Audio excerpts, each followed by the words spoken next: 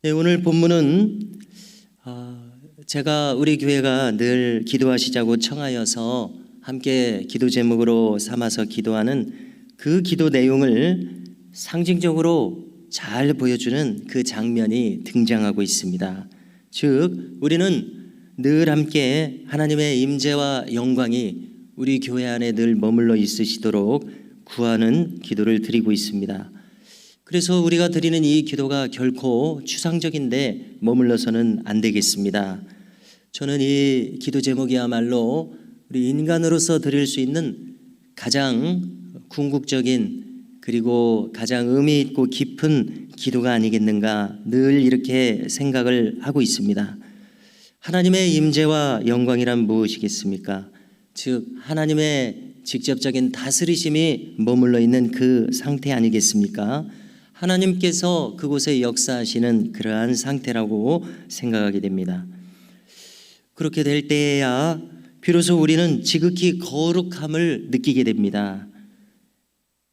인간으로서 하나님의 거룩함을 느낀다는 것이 얼마나 영광스러운 대목입니까? 그렇게 될 때 우리는 반대로 나라고 하는 사람은 한없이 그 앞에서 겸손해질 수밖에 없음을 깨닫게 됩니다. 그야말로 우리는 하나님의 임재가 느껴질 때에 하나님 앞에 머리를 조아리고 엎드리는 입장이 될 수밖에 없겠습니다. 자, 이와 같은 내용은 며칠 전에 이 본문에서 솔로몬 성전의 이 건축 작업 시에 무슨 일이 있었다고 했습니까? 모든 돌을 이미 채석강에서 다듬어 가지고 조달을 하였기에 솔로몬 성전 그 건축 현장에서는 쇠망치나 징으로 소리내어서 이 돌을 다듬는 일이 없었다. 이런 대목이 있지 않습니까? 자, 이것은 우리의 이 신앙생활하는 모습에 적용시켜 본다면은 무엇을 나타내겠습니까? 어떠한 인간의 소리도 여기서 이 거룩한 이 주의 전 안에서 자기를 주장할 수는 없을 것이다. 이런 의미를 우리가 찾아낼 수 있지 않습니까? 그렇습니다.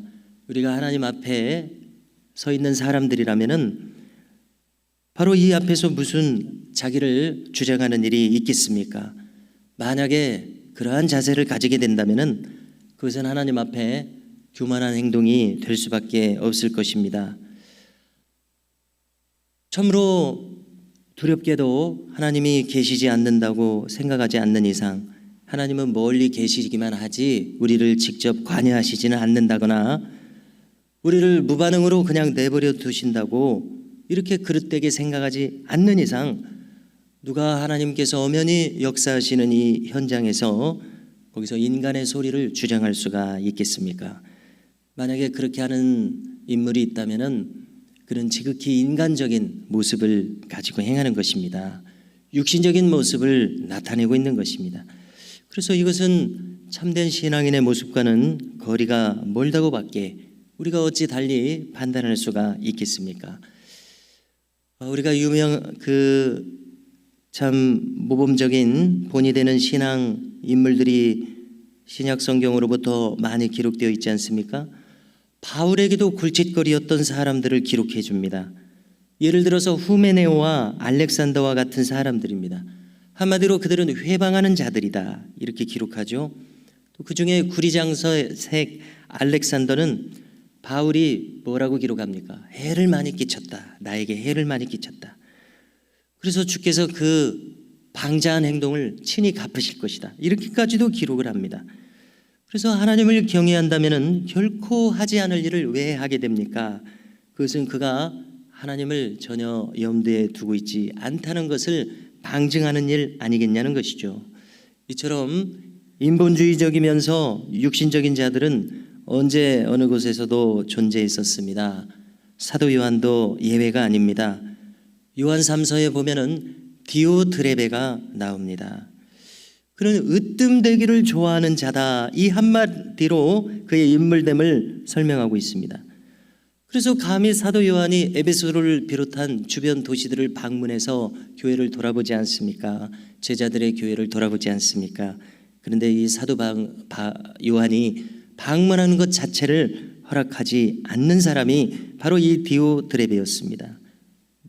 무엇을 의미합니까? 지도자인 사도 요한의 방문조차 허락하고 싶지 않다는 것은 무엇을 의미합니까? 자기보다 앞선 사람 꼴을 보지 못하겠다는 것이죠. 자기가 으뜸이 되어야 하는데 자기보다 으뜸이 되는 사람을 그 모습을 볼 수가 없는 그런 마음 아닙니까? 이것은 인간적인 마음이 아닐 수 없습니다. 육적인 그러한 성향이 드러난 것이 아닐 수 없습니다. 참으로 가장 가련한 자들의 모습이 이와 같은 모습들입니다. 그런가 하면 이제 교회를 순방하다가 사도 요한은 데메드리오라고 하는 인물에 대해서는, 그래서 슬라브 계통에서는 데메드리오는 드미트리라고 발음을 하게 되는 그런 이름으로 이해가 되는데요, 이 인물에 대해서는 극찬을 아끼지 않습니다. 한마디로 그는 사람에게서도 하나님에게서도 선한 증거를 받은 사람이다. 사람들이 다 인정할 수 있는 사람이요, 하나님도 그를 기뻐하신다는 겁니다. 그래서 하나님 앞에 바르게 행하는 이 선한 영성은 통합니다. 주님도 말씀하셨습니다. 선지자의 이름으로 선지자를 영접하는 자는 선지자의 상을 받을 것이다. 무슨 얘기입니까? 하나님의 역사를 알아보는 자는 하나님께서 그의 보응한 그러한 은혜로 함께 하신다는 얘기 아닙니까? 선지자를 알아볼 사람은 그도 그 심령이 선지자를 알아볼 정도로 그 심령이 바르다는 것을 나타낸다는 것 아니냐는 것이죠. 하나님의 사람은 하나님의 사람을 알아보게 되어 있습니다. 반대로 육신적인 사람은 어딘지 모르게 그 표가 드러날 수밖에 없습니다. 여러 번 거듭 생각하게 됩니다. 신앙생활이란 무엇입니까? 우리의 분별력이 장성한 데 이르는 것입니다. 그래서 우리가 사람됨에 대해서 바르게 분별할 수 있는 사람, 여기에는 나도 포함이 됩니다. 바르게 분별하고 정확하게 분별함으로써 우리는 교회를 바르게 세울 수 있다는 사실입니다. 오늘 본문에서 솔로몬은 성전 건축의 모든 역사를 필하고서 벅찬 감격과 기대감 속에서 봉헌식을 올리고 있습니다. 지금까지 제작했던 모든 성전의 기구들을 모두 이 제사장들과 레위인들의 어깨에 메고 성전 안으로 들여놓는 행진이 펼쳐지고 있습니다. 가장 중요한, 여전히 다윗의 장막에 안치되어 있었던 이 법궤를 이 성전 안으로 모시는 일을 거행합니다. 이 일을 위해서 전국에 있는 이스라엘 각 지파의 두령들, 이 귀빈들을 초청합니다. 또 많은 백성들이 모여있는 이 현장에서 이 봉헌식의 수많은 우양을 이 백성들이 바치고 있습니다. 그래서 오늘 내용을 보니까 그 수를 헤아릴 수 없을 정도였습니다. 그래서 오늘 본문에도 보면 그 수치를 기록할 수 없을 정도입니다. 그렇게 많은 양이 드려졌습니다. 그처럼 큰 행사였습니다. 그래서 우리가 어떤 면에서 볼 때 이스라엘 백성들은 출애굽 이후에 바로 이 오늘 봉헌식을 위해서 지금까지 수백 년을 달려온 백성들이 바로 이 이스라엘 백성들이다. 지금 이 순간을 위해서 그들이 달려왔다. 이렇게 말할 수 있을 것 같습니다. 그래서 하나님께서도 이 봉헌식을 크게 기뻐하시면서 직접 응답하신 것을 우리가 알 수 있습니다. 그것은 다시 거론하게 되는데요, 10절 이하에 있는 바와 같습니다. 아주 신비로운 일입니다. 우리가 이 지상에 있으면서도 마치 천상의 일을 경험하는 것과 같은 그러한 신비로운 일입니다. 제사장이 성소에서 이제 모든 봉헌식을 마칠 즈음 나올 때에 구름이 여호와의 성전에 가득하매, 우리가 그 성전의 수치를 며칠 전에 살폈는데요, 우리 교회의 크기와 거의 비슷하죠. 좀 이 너비가 우리 교회가 좀 더 넓을 뿐이죠. 이 성전 안에 하나님의 영광이 구름의 모양으로 가득하게 되었습니다. 그뿐만이 아닙니다. 제사장들이 그 구름이 가득한 그 현장의 위험이 얼마나 큰지 서서 섬길 수 없을 정도로, 그 정도로 압도되었다는 것입니다. 여호와의 영광이 성전에 가득하였다, 이렇게 기록합니다.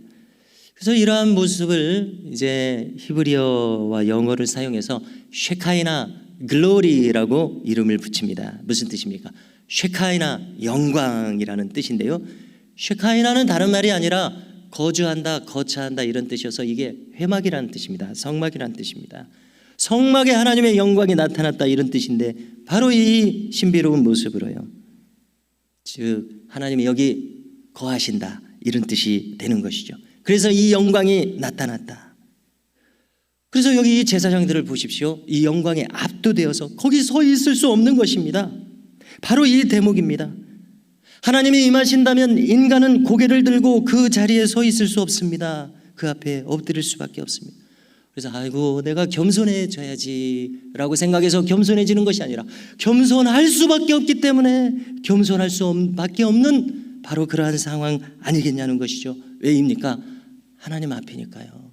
하나님 앞에서 무슨 인간의 목소리가 거기 필요한 자리입니까? 그러므로 바라기는 우리가 언제나 이 주의 전에 있을 때에, 주의 일을 행할 때에 겸손히 하나님 앞에 머리를 조아리며 충성스럽게 행할 수 있는 우리 모두가 될 수 있기를 주님의 이름으로 축복합니다.